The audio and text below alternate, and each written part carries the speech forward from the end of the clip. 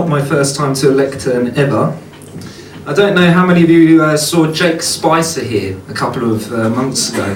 He did an amazing talk on life drawing. And this summer, I experienced life drawing for the first time. Went into, having seen his incredible freak show at the Out of the Ordinary Festival, I went along to one of his life drawing sessions on the Sunday afternoon with my 5-year-old daughter. And we found that a very interesting experience to go and sit and try and draw a naked body for a while. And there was something utterly enticing about it, and not at all pervy, obviously. I'm sitting there with my 5-year-old daughter. She thought it was quite amusing, but I got quite into drawing for the first time. And that was the inspiration to come and talk about my experience as a life model tonight. I don't mean to put you off by the appearance of a black mask. It isn't another pervy sort of reference. It's merely that I'm filming this and I'd like to guard my anonymity for a little bit longer. I'll show you my face later without any shame whatsoever. I don't have particularly fond memories of seeing my parents naked. I don't know if anybody else has. I suppose that makes me fairly normal. But my parents used to jump out of their clothes and straight into their pyjamas, and out of their pyjamas into their clothes, maybe via a quick, shoot to the bathroom. And so that's my family's experience of being naked. And growing up, I was a particularly skinny, fair-haired, white-skinned boy who was utterly traumatised on the school playing fields by all the other children saying, could we not have sunglasses to protect ourselves from the glare of sunshine off Ian's white, flaky legs? And so being naked is never something that I was especially comfortable with. And I feel it's important to explain that, just so that you understand that for me, becoming a life model was never anything to do with some sort of exhibitionism or a desire to show my naked body. Hey, look at me, everyone. In fact, how it came together was one day I met what was to be one of my greatest loves in a party, and there was a very playful daring within the relationship that we had, and we would be testing each other to try and find a chink in each other's armour, daring each other to show a bit of weakness. And it turned out that she had been life modelling for some time, and just to fend off my barrage of questions about this world that I'd never even really considered, she said, you just got to go and try it. Here's a number of a guy, go and give it a go. So I took the number and dutifully went to Evolution, where they still to this day do life drawing sessions, as I understand it. Just opposite Waitrose, above the discount Evolution there. And walked into the group for the first time. I phoned up this chap called Adi, who still runs a group, to my understanding. And one of the beautiful things about life modelling is that as long as you're not a pervert and give somebody a really bad feeling straight away, anyone can do it. And clearly I didn't set off any alarm bells with this particular chap. He invited me to come down, thankfully referenced through my girlfriend.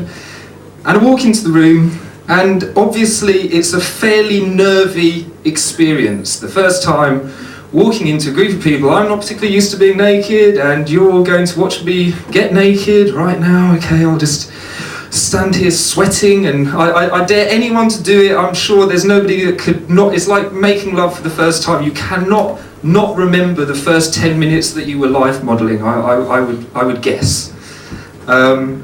So I walked into the room. There's like about 8 or 9 people setting up their easels, fidgeting around, not even giving me the blindest bit of notice. And I just started taking my clothes off, and the guy goes, no, behind the screen. That was something that got me straight away, and it took me quite a long time to really get my head around that one.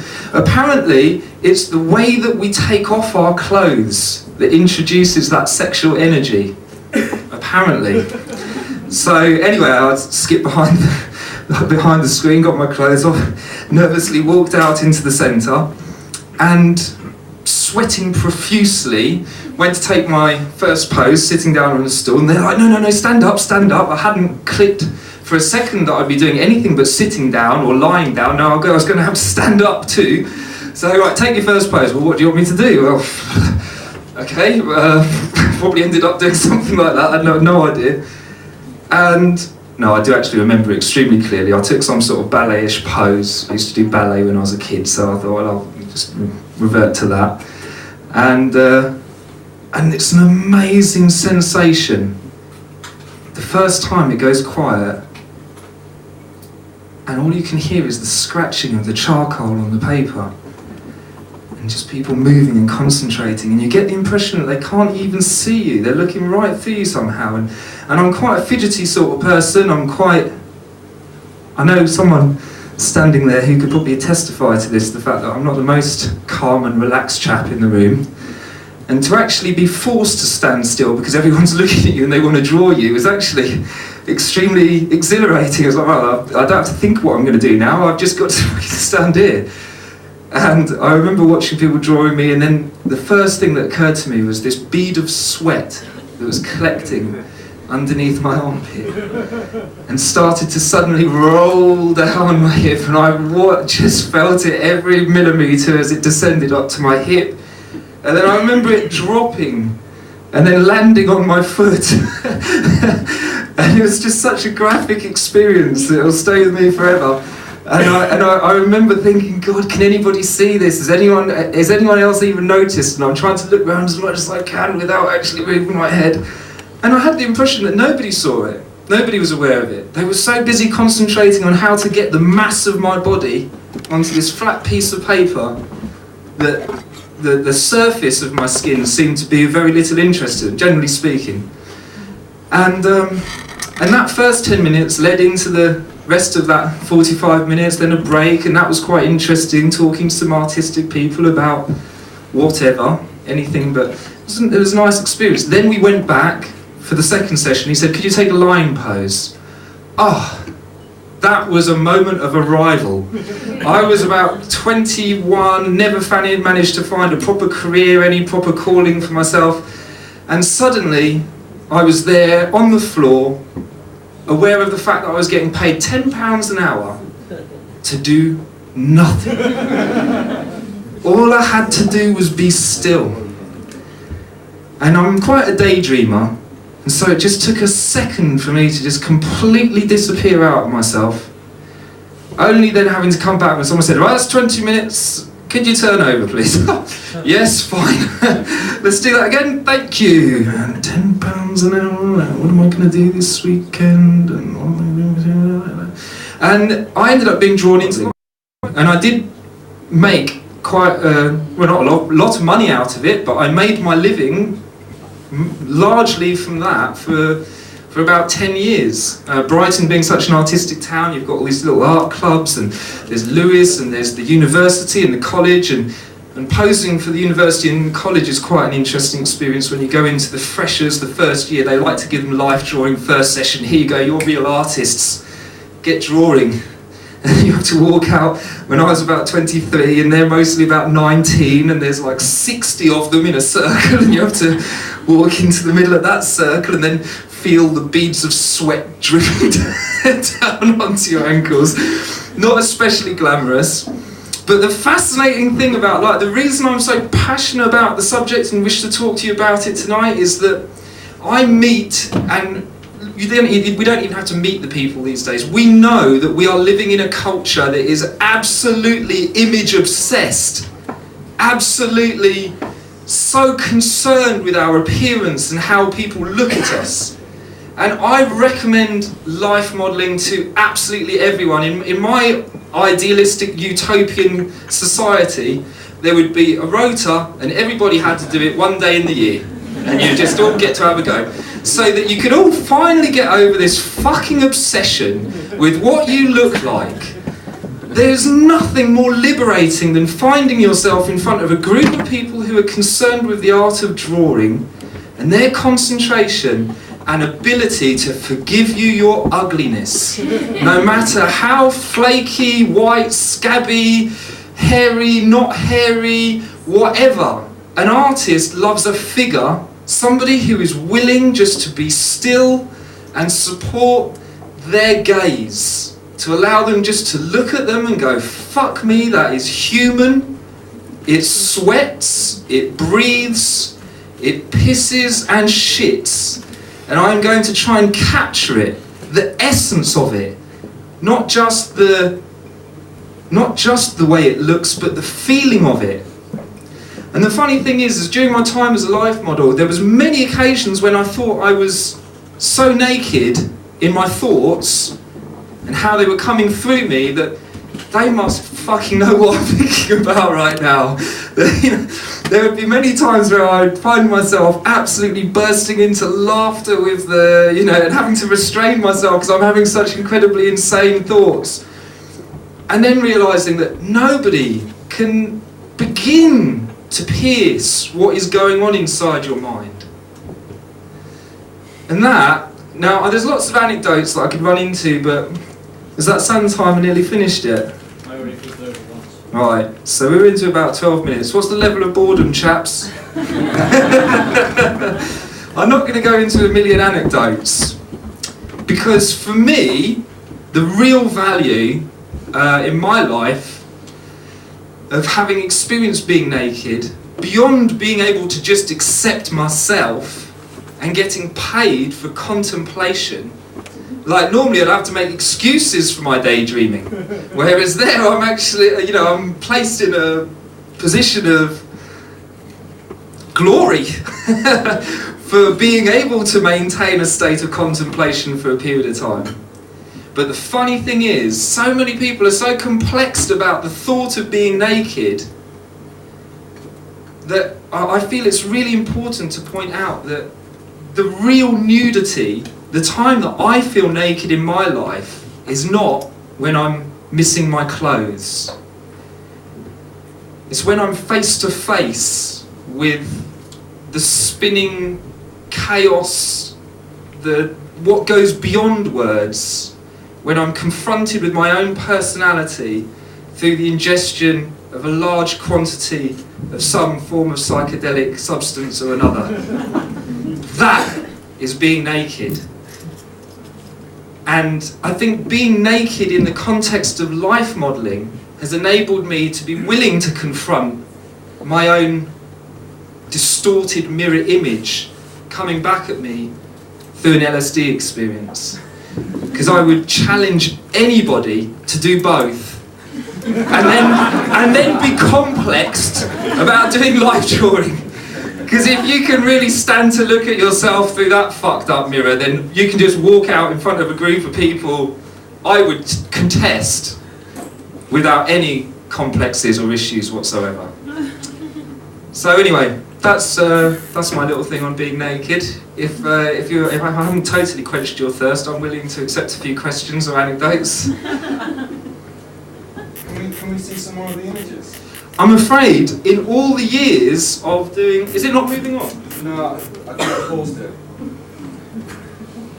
In all the years of me life drawing, it was really unfortunate that it's very rare that people actually give you their sketches. These were done by a guy called Jeremy Radvan, who's a guy he's done masters and doctorates in life drawing, and he manages to somehow draw you with your clothes off, with your skin off. You can see, like, I was really into doing stuff for sculptors. That was 6 weeks of posing for that particular one. So 6 weeks of 30-minute sessions of sitting like that. And that I found was an incredible, what an amazing thing to get paid to go. For me, that's a yogic experience. That's £10 an hour for me. Like having to go, fuck, I will overcome the pain. I am not feeling this. Just relax. It's an amazing thing to do.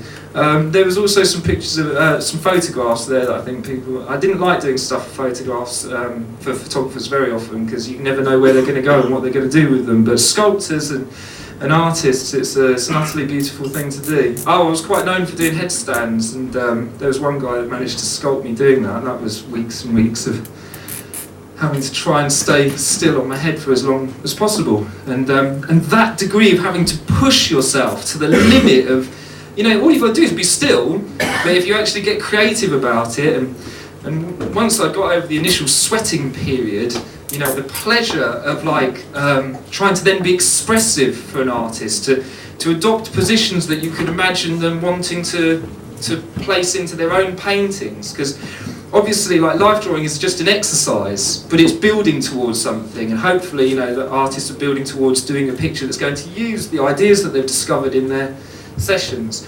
And actually, this guy that did these classes, he's from the Sussex Arts Group, Jeremy Radvan, and he had amazing anecdotes of his upbringing with life drawing. He used to have, he started studying in the, I think in the 50s, where his art school, you were forced to do 3 hours of life drawing every day when you got to art school. And he was like, you can't be a fucking artist if you don't know how to draw, Jesus. And you had to, and he had this whole thing about the art room had to be a place of pain and suffering, and he ripped up people's drawings that oh, I've done a fucking great one, rip it up. Oh, I've done a brilliant, rip it up. You had to practice detachment and developing your skill. Anyway, any questions? Do you feel uncomfortable? Is it the mask?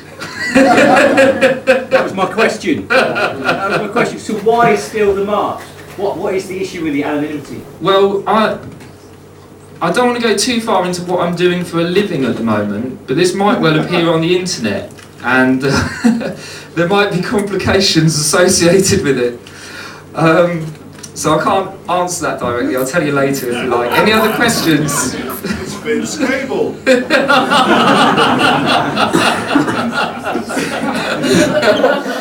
Dick, why did you stop? I stopped because I went away travelling, and when I came back I moved into doing other work, and it's the sort of thing that if you're not available to do it 5 days a week during normal hours, then, you know.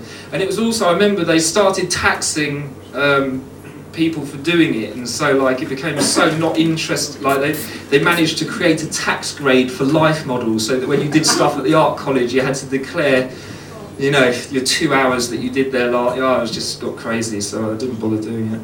One question I've been expecting is, you know, did you ever get a hard on? That's the most common question people ask when they meet someone. Did you ever get a hard on? Thank you. No, I didn't. You know, it was when the Guinness advert came around that people really started asking me that a lot. But there was one time I came very close. And because I was doing this quite a lot and it was becoming a bit of a living, one day I was imagining, well, I've been doing headstands, how can I push this a bit further? And what people like about headstands is that all the muscles hang the wrong way up. So for a good artist, you can't draw it just like as a, you know, like you do draw lots of things just automatically. You have to really look at it to get it right. And so I was thinking, how can I take this further? And I was like, maybe I could suspend myself upside down so that I don't have to be, you know, supporting myself in my head, and I could probably do half an hour upside down, and then I thought, well, if I was going to suspend myself upside down, I'd have to maybe get some rubber straps or something. And I was picturing, I was in a crucifix pose in the Sussex Arts Club, but I pictured myself on the bus going to Lewes, where there's this amazing art club with these really low beams. And I was thinking I could just hook those around the beams and then it wouldn't cut into your flesh. And I imagined myself do the whole class, and we got to the end of the class and the female person that was running it, like everyone left, and she came to let me down and she went to do my ankle and just put her finger on my ankle and just started dragging it really slowly. And when she got to about here, in my mind, I suddenly felt this twitch. I remembered I was standing in this group in the Sussex Arts Club, surrounded by people, and I, you know, desperately, whoa! And no, there was no movement. I had managed to preempt myself, and that was the closest I ever came to actually embarrassing myself in front of a group of artists. Well, more than I do usually. Anyway, are you all done? Well, I'd like to. It's not more of a question. It's sort of more backing you up. I mean, my business is I make casts of people's bodies for a living. So, I mean, people come to me, and almost every day I have someone going through that epiphany, which you did, was to get naked for the first time in front of strangers. And I thought I would have forced myself to do it at some point. So I did it for Spencer Tunnick, a photographer that takes pictures of hundreds of people naked. And I hated it. The idea of just having to get my kid off in front of 400 people. And it was an epiphany, and I absolutely agree with you. Once you've done that, your life changes. You just go, you know what? I don't give a fuck. There is no fear anymore. And I just wanted to back you up on what you were saying, because it's absolutely true. Well, Jake Spicer, he organises these sessions. He's a very open-minded guy, and I've now, in having discovered the pleasure of drawing finally as well, I recommend you all to chat him up, chase him up, give him a phone call, and say, because he would let people. He's open enough to let people go through on a rota. So I commend it all to you very highly. Anyway, one more question. I just wanted to ask about its relationship for you with naturism. I have no desire to be naked any other time. Like, I still leap from my clothes into my pyjamas and straight out of them again. My dearly loving wife, she would have to be, my naked body does nothing for her. and nor should it. I would contest. For me, Your daughter contests. For me, the sweating, hairy, gross mass of skin is not where the attractiveness is in the human being, and that's why for me, porn is such a fucking shallow, empty pastime. Doesn't mean I don't ever go there.